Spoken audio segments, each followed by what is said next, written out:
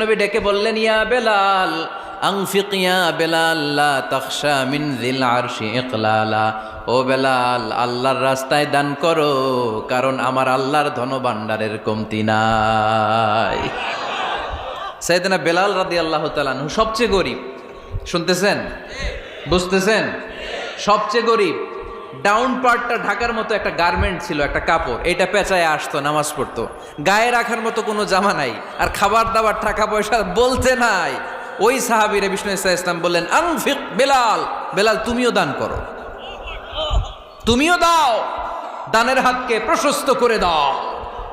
আনফিক ইবনা আদম উনফিক আলাইক, হে বানি আদম দাও, দিলে আমি তোমারে দেব।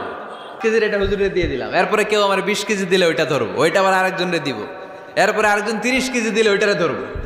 কথা বলেন, কথা বলেন, কথা বলেন। এজন্য আল্লাহ বললেন,